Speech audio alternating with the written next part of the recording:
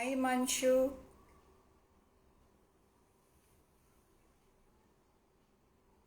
how are you doing? Hi Aarti,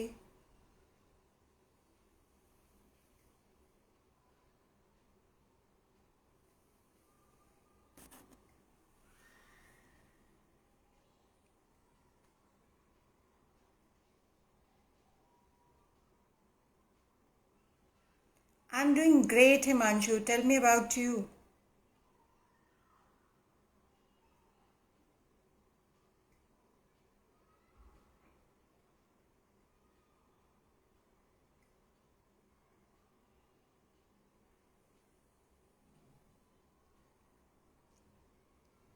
Waiting for few people to join in.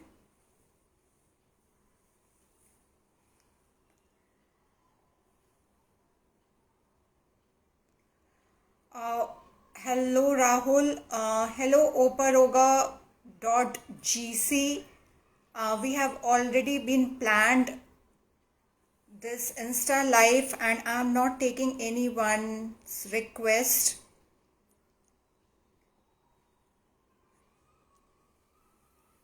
Hello Suyathindrasu. If I am pronouncing your name correctly. How are you?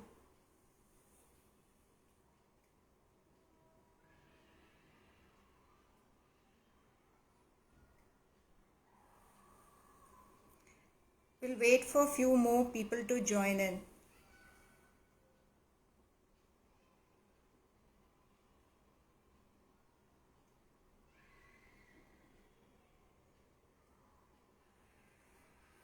Wonderful.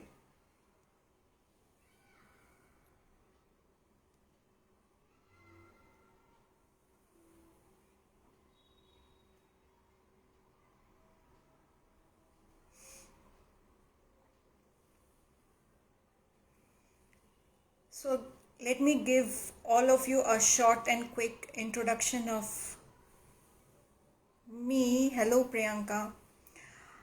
Namaste, everyone. This is Suchi. I'm a life coach. I'm on a mission to help people embrace, encourage, and empower themselves to live the best version of their life.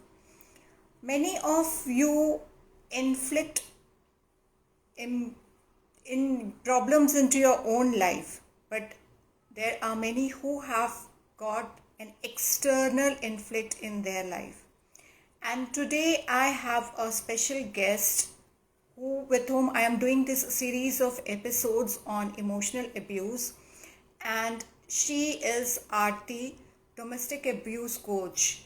She has been a survivor to domestic abuse coach, have undergone all kinds of trauma, both mental, physical, and is a survivor. I salute Aarti for whatsoever she has done, and now she is helping many other people to understand and overcome the issues of their life.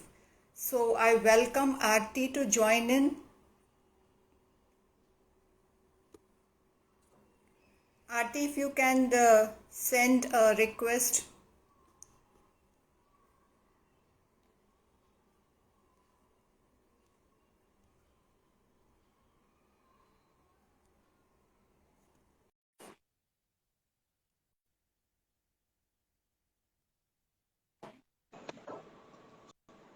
Hello, Aarti. Welcome. Hi, Suchi. Good evening. How are you? I'm good, thank you. And as usual, lovely to be back on your series and gratitude. When you Same. say salute, I just feel that it is a process of life, and I'm doing what I need to serve my soul.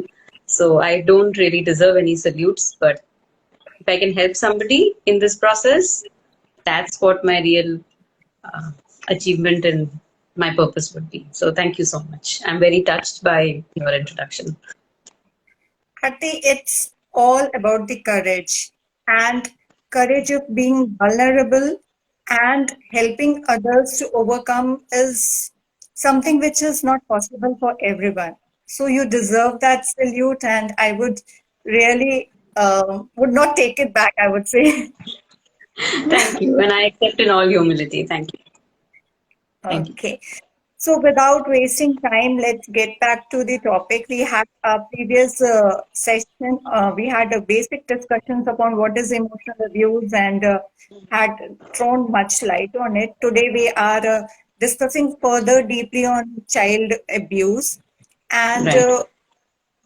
let's go into understanding of what are types of emotional child abuse. I There might be different sub topics of it, Sure. so just Yeah. give us some points on it so that we can go further discussing. Sure. Happy to sort of dissect this topic a little bit more from we started. Thanks for that. We started last week on emotional abuse in general. This time we are focusing more on the child and Mm-hmm. how a child may possibly get abused. And a lot of us know the terminology child abuse, but maybe we know it through media, we know it through reading here and there, we know it just by listening or watching videos or things like that. But there is a scientific basis also to understanding what child abuse is. And there are a lot of psychologists and researchers who have put in a ton of work in this very sensitive, very important topic because it goes without saying that children are actually the future of the world. And if we can give them a healthy childhood, why not? Why not focus on something that needs to be removed, which is the abuse part of it? So happy to talk about it today. And the idea behind what we would do today is raise awareness. No, we're not providing Right. medical advice. We're not providing legal advice. We're not telling people that this is what it is because there is, like I said, a ton of research out there, a ton of information out there, and it keeps getting updated because this is a very important and well-researched topic at all times. It's so I would encourage the audience first of all to look at this as more of an awareness viewpoint. Look at your surroundings, look at your environment and see if there is something that you can take away from this discussion and understand or become aware of child abuse a little bit more, then I think our job is done for the day. And from there, I can start on by saying, yes, thank you for the audience. It's great that some new people are joining us today. So thanks a lot, everyone. See, child abuse as such, if we go by a book definition of it, the Encyclopedia Britannica says that child abuse is both physical and emotional. Okay. So obviously the child is a child. There is an infliction of abuse on the child by either another child or an adult. Mm-hmm. So we break it down like that. And when we say a child, we're effectively saying a school going child or a college going teenager below the age of Okay. 18 years. Okay. Let's take that as a definition and run with it for now. So basically, Mm-hmm. we're looking at a huge age range. We're looking at a child who is responsible for his or her development on the adults surrounding it. Now, Right. when I say adults, obviously I mean anybody beyond parents as well. There could be parents and someone else like grandparents, elder siblings, caregivers, anybody in the home environment that is responsible for the child. Is a person also responsible for protecting a child from abuse or maybe the perpetrator of the abuse? Mm-hmm. Okay, so while we allow our audience to just sink that in on how child abuse can be very, very wide, but it's also as specific as saying that today we are talking about child abuse not in a larger or a macro sense. We hear about words like trafficking also. We hear about mass trafficking of adults as well as children. We are not going into that area of child abuse. We are talking Okay. about it more in a localized context. Localized context as in the environment that the child is exposed to on their daily basis. Or Right. even if Okay. it's a one off, it's something that can expose them to abuse. Okay. So, in effect, then, when I said it's physical or emotional, there are layers to it. It's not always exclusive because physical Mm-hmm. can lead to emotional, abuse or can have an aspect of emotional abuse, and emotional abuse itself has a layer of passive abuse. Okay. So we're talking about physical being active with tangible outcomes. Obviously, Okay. negative outcomes, tangible outcomes of things you can observe on the child. For example, physical could be using force, hitting the child, burning the child, shoving the child, slapping the child. And to the extent that physical abuse can go, it includes rape and sexual molestation as well. So there is Okay. again a range of types of physical abuses we can talk about. When it comes to emotional abuse, this itself is an entirely wide area of research that is extremely important. Why do I say that? It's because, when we say, when X person hits a Y child, say don't hit the child, it's not good for the child. Because you can see it. You can Right. observe and you have your own principles and values where you will want to stop that from happening. But when it is emotional abuse, you may not be even observing it as blatantly. It may not come to a third parties or even the abuser's gamut of understanding that I am abusing a child.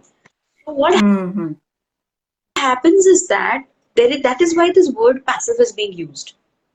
There is Okay. a very big possibility that a child may have or is currently going through passive abuse, which Okay. is which we need to dig deeper into identifying it, into figuring it out. Because when we say passive abuse, it also impacts the child's development as much as it would impact from the physical abuse part of it. In Right. fact, Right. emotional abuse is extremely deep set. Okay, so abuse can change the child's life forever. Any kind of abuse, but it may not necessarily damage the child forever. And why do I say that? It's because obviously a physical abuse will leave an emotional or a mental scar as well. Emotional abuse would leave that too. So the child's perspectives, the child's worldview changes. And like we said earlier, all of us know this, is commonsensical. The child does not have a control on his own upbringing. So there's a huge responsibility. There's a 100% responsibility that's actually on the adults surrounding them. So when the Absolutely. child has already gone through, whether it's one instance, one big instance which leaves a trauma, or various instances which develop into a pattern, the child is bound to grow into a different kind of individual. Now we can get into specifics of that maybe slightly later in the discussion, but passive because nobody would have observed it, nobody would have addressed it, nobody would have recognized or acknowledged it, and the child is not aware. The abuser themselves may not be aware that what they are doing to the child comprises emotional or passive abuse. Okay. So, Aarti, let's get into few pointers of what is passive, Hmm. I it will have a deep impact on the child. So let's Hmm. start. Like I can give you one point. Maybe criticizing the child or comparing the child. All these come under the emotional abuse. So can you just give us points and explanation to passive abuse if that is possible? Okay. Right. So we are now hiving off the physical abuse part from our discussion because that is pretty evident, and we know that when we see it, we understand it. Even if we haven't read it, we haven't researched it, or nobody has explained it to us, it's very obvious, right? So we leave that out for now, and we come into the aspect of the emotional abuse stroke passive abuse. Now, emotional abuse is again a wider umbrella under passive abuse. I'll come Mm-hmm. to passive abuse because unless we understand what emotional abuse may comprise, we may not be able to appreciate passive abuse completely. Okay, Right. so in emotional abuse, there is, like you mentioned, criticizing, for example.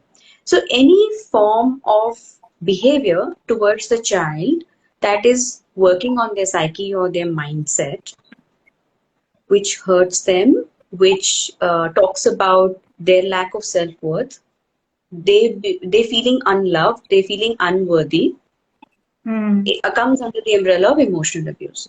So name Mm-hmm. calling is a very common. Mocking at the child is a very very common part of what we call emotional abuse. And Mm-hmm. as you said, criticizing and comparing the child, they all go hand in hand because there could be another sibling that the parent or the guardian or the grandparent, whoever it may be, as an adult, may be doing that with the child. Compare, and then criticizing also comes under that because you are not good enough because that other person or your father or your sister or your brother is better at that subject or that sport or something like that. Just one small sentence of that kind from an adult to a child can impact the way the child will receive that information, because you may have said it only once and maybe your intention may not be to abuse. It's quite likely that your intention may not be to abuse, but you are abusing the child. Now, that again goes in the gamut of parenting skills. So, we are not going there. We are turning our focus back on the child. Okay. So, if a child is being subjected to that one sentence also, and if it gets repeated, clearly the child is going to have that deep set in their mind that I'm unloved, I'm unworthy, I'm not good enough, and that I am to Rejected. blame for what I am. Yeah, the child Mm-hmm. does catch that. So if you see, very, very simply, a child will soak in all the sights and sounds in the day, right? You Right. put them in front of a television, ask them to watch Tom and Jerry, they'll do that. Ask them to watch an action movie, they'll do that, and they'll absorb the sights and sounds. You take them into a garden, they'll absorb the sights and sounds of the birds and the leaves, etc. Right? In exactly the same manner, they will absorb what they are hearing from an adult or what they're observing that an adult does.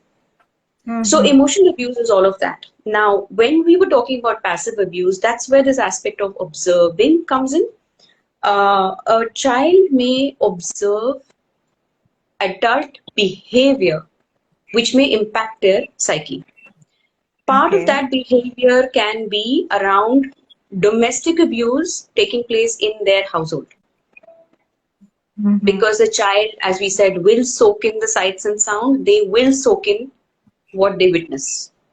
Even if Right. the adult is not intending to, we could say this, the even if the adult is intending to protect them from it, domestic abuse is multi-layered, very complex, and anybody in the closest environment does not stay protected from it. So if we are, convincing ourselves that the child is protected from it, it's just between me and my spouse or something like that, I think we're fooling ourselves into doing that. Okay. So one way of understanding passive abuse is the kind of environment that the child gets, and one of the most extreme environments that the child can be exposed to is witnessing domestic abuse.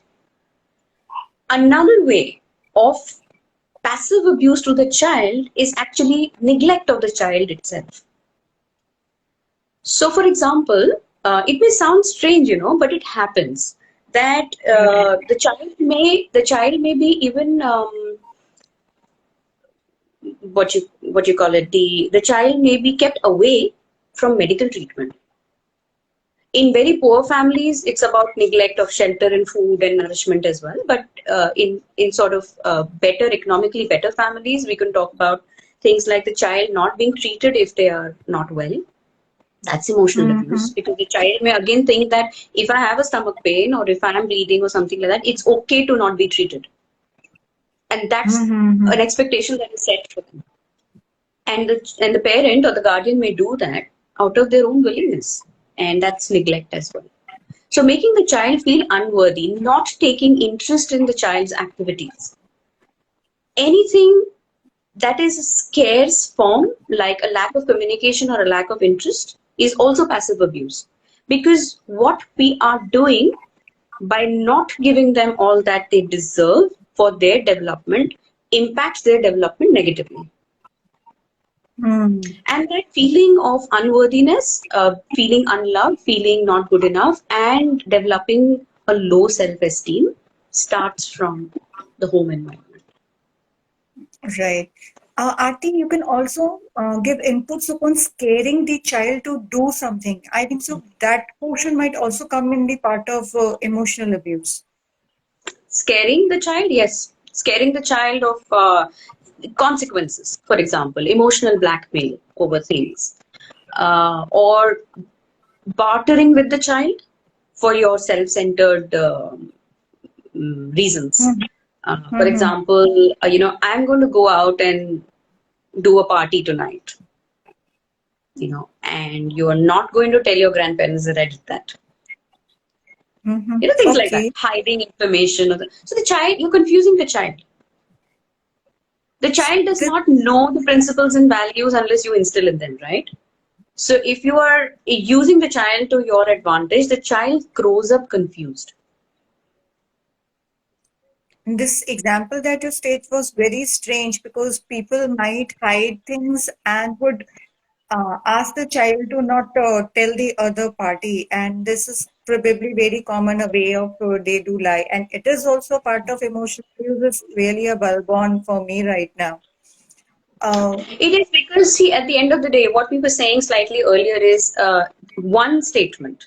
Maybe you as an adult and I as an adult can still filter because our cognitive minds are developed. But mhm. at a cognitive and a behavioral level, the child is not ready. You're feeding information or you're feeding an instruction of the kind that the child will follow, but they don't know the right from the wrong. But as an Mhm. adult, you're using them for your Right. self-centered purpose. And when the child grows up with that, he or she may think that it is okay to do that because it includes what? What are the values that it includes? This kind of an instance, it includes lies, betrayal, confusion, Hmm. and again, the sense of judgment. You don't know what is Uh, wrong or right. Whether going to the party is right or not going and telling the grandparents is right. Where do I stand in this? And the poor child really can't make sense of it. So they right. take it as it comes. And when they take it as it comes, they grow up like that. They get confused about judgment. They could get confused about decision making. Okay. And there's some point that coming into my mind when it is a humiliation and sarcasm between other adults in the family, it might not be directly to the child. But then when other adults are humiliating and playing this sarcasm, does it impact the child on taking it personally? Very It much. Very very much. much. Huh? Because again, on that one foundation of what we are trying to run with today is that the child is soaking in sights and sounds. Any Right, kind of right. comparison, any kind of humiliation, any kind of criticism that even the child observes or is going through themselves, it is going to impact them. Whether, again, let's Mhm. expand the physical environment as well, whether it is home, whether it is the school environment, whether it is on the playground, whether it is any extracurricular activity, any kind of criticism, comparison, humiliation, name calling to others may also impact the child because the child will also see no feeling is going to be isolated of each other or exclusive of each other. If the child is observing that, they might also get fearful that tomorrow is my turn. So Right. the child is going into an environment with a certain sense of lack of confidence, certain sense of fear, certain sense of anxiety. Okay. And on few occasions, child might have certain desires to do something for their own growth. Okay. At certain age, child identifies that that child wants to learn something. So when they are being not allowed to do that, how much it is it a part of emotional abuse, and to what extent can we differentiate about parents thinking the right, or some caregivers thinking it right, or a part of emotional abuse when the child is not allowed to Um, explore? okay, if I understand this correctly, you're saying basically not allow the child to do certain things if they desire, You're right. right? So, Maybe. so Maybe again, learning here, also, and any part, yeah, including yeah. learning. So, see here again, because the child is not in a position to take a decision, right? Mm-hmm. So, we are dependent on the 100% responsibility that the adult takes for the child's upbringing, cognitive and behavioral development. Now, if the child, comes from a poor family, very, very hypothetical, broad example, but could be possible. Child comes from a very poor family where they can barely afford 3 meals a day, and then he goes and tells his parents, I want to own a car, and throws a Mm, tantrum about it. Then that's the place where you have to treat the child in a certain way to be able to say no and explain to the Right. child at whatever level they can understand. So that's not Mm-hmm. abuse. You're basically there, finding a space to classify abuse and classify a tantrum. So Right. that's a call the child, that's a call the adult has to take in a situation like that. But if the child says, and you come from a financially decent family, and if the child says that, I do need stationery for my drawing class tomorrow, or I'm having this stomach ache for, it's been 5 days or 10 days or whatever, or, I got 8 on 10 marks today and I'm happy about showing my report card to parents, grandparents, and all. Even the fact that a parent might look at the child and tell the child, look at the report card and say, but you could have done better. That's an absolute, like a complete wash on the child's feelings that I came up saying that I've got 8 on 10 marks. I don't care whether you're comparing it to my previous marks or to somebody else. For me, that moment is the most important moment. It's an achievement. It's like I won the best trophy in the world. Mm-hmm. The adult not acknowledging the feelings of a child constitutes passive abuse. Mm. And the And way I a lot of feel. us as children may have memories of similar kinds. Sorry to interrupt. Okay, so the points which I was saying in that also, whether it is a financially sound family or the other kind of family, it might be the way the child has been communicated about whether the possibilities are there or not. It also Yeah, affects on that note because child might feel again unworthy if it has been spoken in a certain manner, whether it is for any financial background. absolutely correct. It doesn't matter. It was just a hypothetical situation that we were taking up as an example. It really doesn't matter which financial background you come from. It matters Mhm. on the kind of parenting style you may have and about how the child also behaves, how the child takes information from you. And if the child is in a already sensitive environment, and we're coming back to that point, if the child is in an environment where they grow up in unhealthy circumstances, facing or seeing, witnessing domestic abuse, it's high risk environment for the child to feel abused because that incident of domestic abuse can happen anytime. And Mhm. the two adults, even if they hide away an incident of domestic abuse, the environment in the household may not be amenable for a child's healthy development. The child is soaking in. And for example, if a child goes up to a woman, his mother or her mother, who has been abused, the abused mother is also traumatized. The abused mother is fearful. The abused mother already has the responsibility of a child or children. And in addition to handling their own feelings, they have to handle the child as well. And when they choose to do that, they think they're giving their best. In fact, they think that they're making decisions in their best interest. But they don't realize it that their own cognitive and behavioral aspects are getting changed and affected and impacted and very, very deeply pressurized in a abused environment, which, come what may, will affect the child. And maybe directly or indirectly, the outbursts may happen to the child. In front of the child. Yeah, exactly. So even if you want to hide it away, whether you're living in a small flat, you're living in a mansion, doesn't matter. Your behavioral and cognitive aspects will, because you're in touch with the child. If, assuming that you're living with the child 24/7, you're in touch with the child. You are basically trying to have two or three different kinds of personalities. One which is an abused personality, one which is looking healthy for the child. Hmm. The energies are not good for the child like that. Okay, so Aarti, any other points that you would like to add on this passive abuse before we go ahead to other part of the discussion? I'd actually like to highlight a couple of statistics here. Hmm.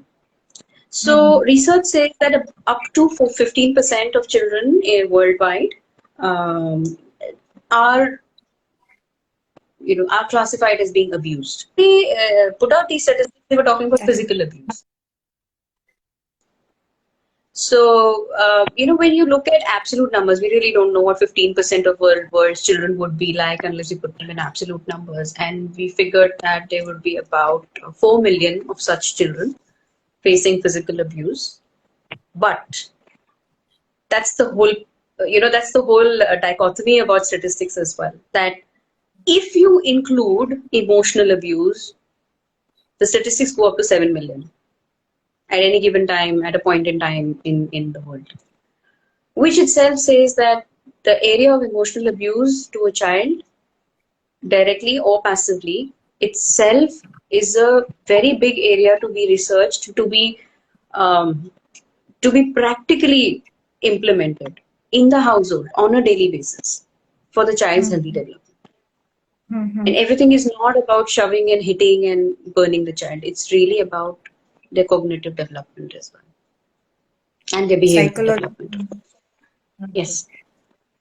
Yes. So, Aarti, anyone who is inflicting emotional abuse might have undergone something into their life, and now the person who has been inflicted might be the adult who might in turn again inflict on the other person. So this Hmm. goes on hierarchy. So please discuss something about this. Okay, so why does a child get abused in the first place? Okay, many, many, many reasons to that. But research says that there are some 3 or 4 big risk factors for a child to be at the receiving end of abuse. One, as you rightly said, it may go on from generation to generation. So, in fact, the risk factors do include these aspects. One is the mental health or mental health challenges of the parent themselves. Second is whether there exists any parental trauma from their own childhood. So, as you rightly said, the parent may have gone through their own trauma, their own pain Mhm. of abuse, but it may have been unrecognized and unhealed until the time they have their own child. And it will, of course, remain unhealed if they're continuing to, inflict that or see that their childhood, was in an X manner, so their child's childhood will also be in an X manner, and that's not necessarily healthy for their child. The third big risk factor, goes without saying, is domestic abuse. The one big risk factor, whether now in domestic abuse, there are various terminologies where we call intimate partner violence or family violence. Now, various layers to this, but again, this risk factor is extremely important because the child may be sort of engulfed in the violence themselves actively, or may go through the witnessing part of it and may spend their childhood witnessing it, which of course is which marks their development in adulthood and has a severe impact in many cases. Okay.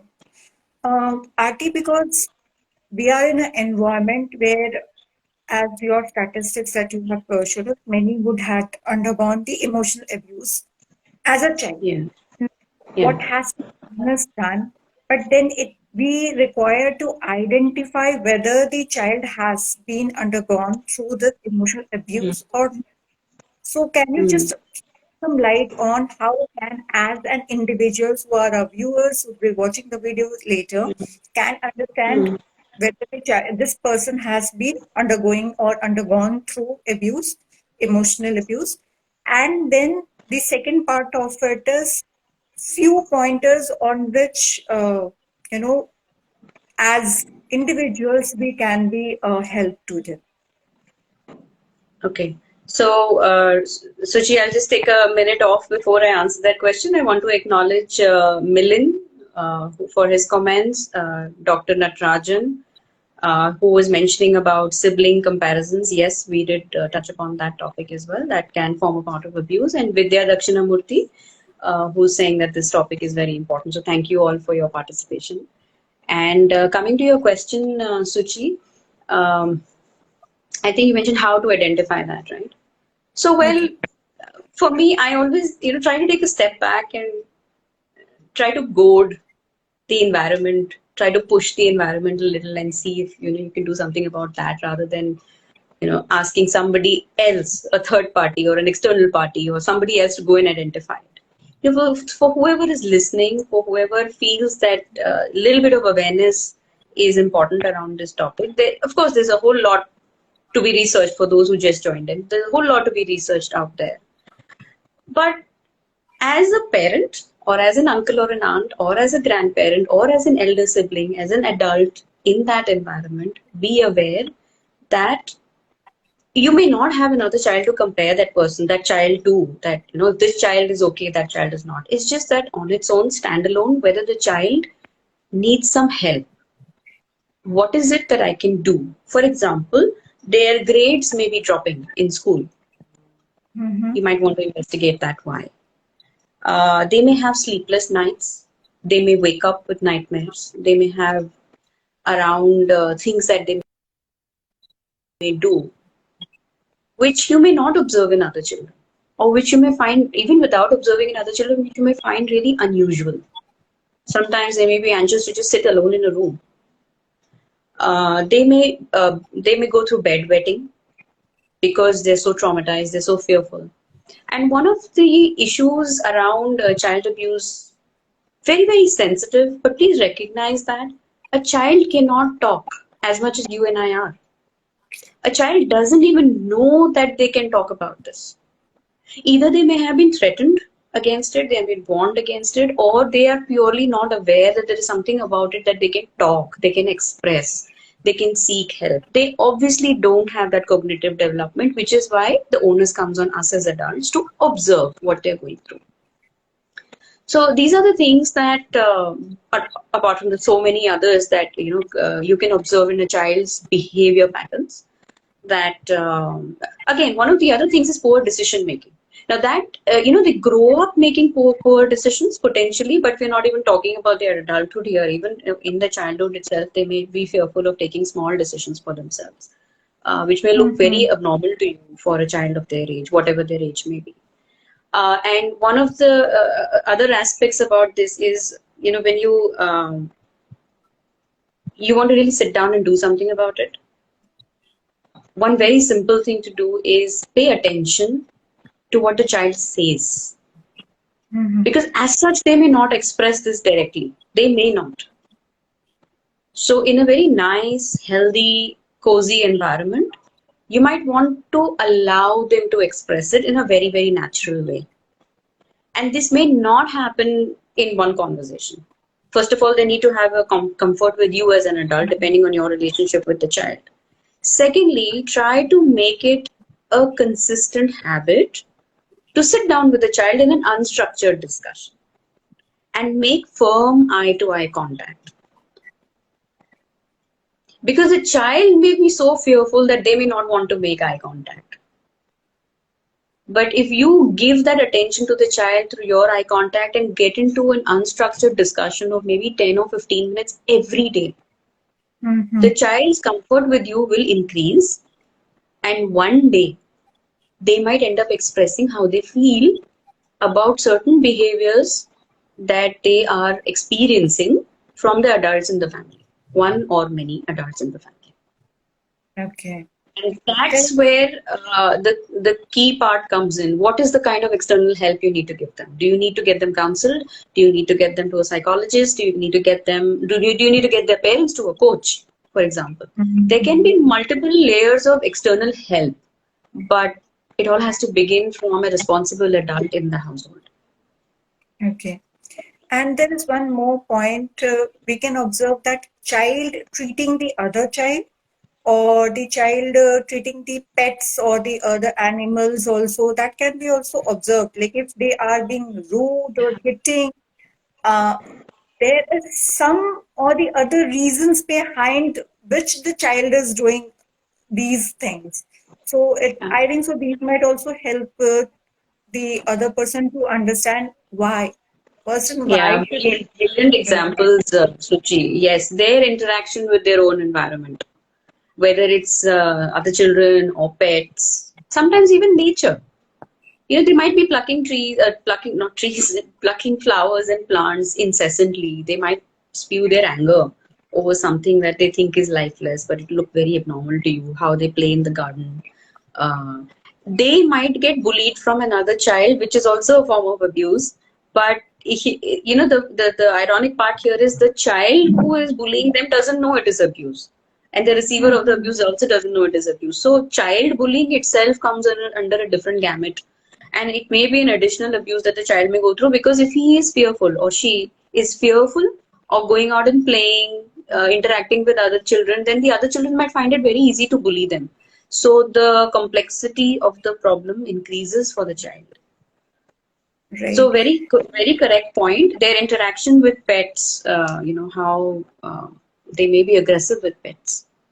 So children who have received abuse either grow up very passive, or they can grow up very aggressive. They can go on either side of the spectrum. You Including know, treating their toys, throwing or just damaging. We may think yeah, it's just their normal tendency to break the toys, but how much should be concerned about the way they treat their toys. right, right. So destructive behavior is what we're talking about. Right. That's right. Okay. Yeah.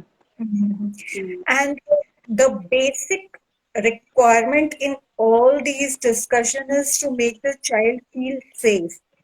The Mm. child cannot healed until and unless he feels safe, and that is the whole basic crux a basic requirement, I would say, for the further proceedings to go ahead.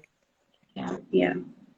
Absolutely. Okay. Creating a healthy and safe environment, knowing how to create a healthy and safe environment, and before even knowing, recognizing that a healthy and safe environment is important. Acknowledge the fact that there is a change required in the environment.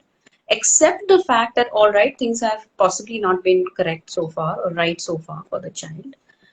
Mhm. And that's where So our audience to our audience, it's just a request. You might have been seeing it in your own environment, and we would request you to, once we post this video, you can share some of the insights so that we also get deeper understanding. And probably because Aarti is creating many contents on her own page related to these stuffs, you can visit her page, be it static post or in live or videos regarding all kinds of emotional abuse and other portions of domestic abuse. Do visit her page, share your insights so that we can create content on these and create more awareness and be more helpful to the society as a whole.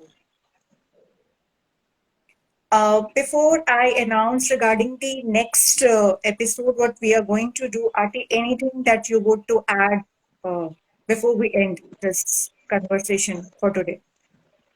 So, thanks, Suji. I think it was. I enjoyed the discussion. I think there's so much that we can go deeper into, and I invite audience, if they want to discuss anything one to one on a DM, or here if they want to discuss anything as well. I think we're open to questions, right?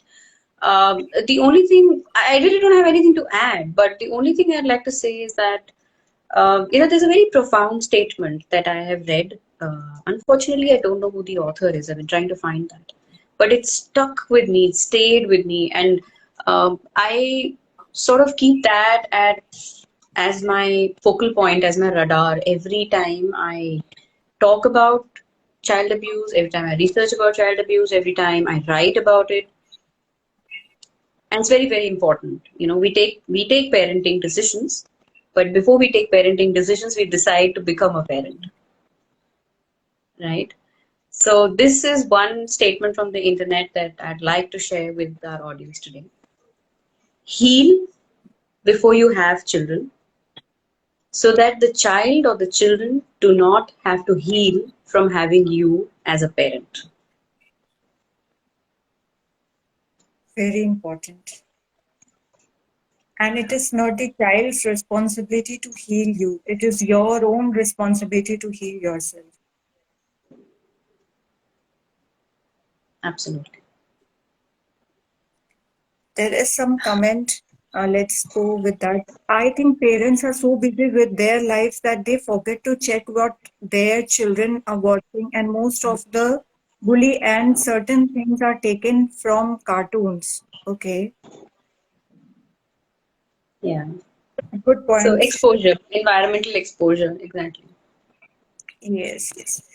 So, Aarti, on the next episode, shall we take man as the topic of discussion on how they have, undergone emotional abuse into their life and how they are creating the environment uh, and how they are feeling because of being emotionally abused. Let's take this as the topic on the next episode.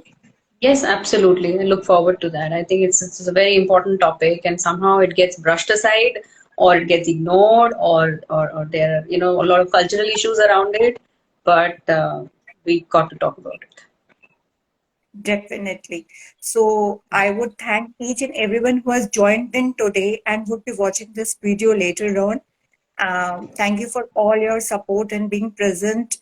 Your presence itself is very important because that shows your support and interest in creating awareness and learning for your own self. So thank you, Aarti, and thank you to each and everyone who is here. Thank you, Suji. Thanks again for your platform. I'm delighted. I mean, these are difficult topics to sensitize people on, but they're very important. And you made my evening by giving me this platform and allowing me to talk about it openly, no holds barred, and look forward to doing that again. And thank you to the Thank you. audiences. Bye bye, everyone. Bye.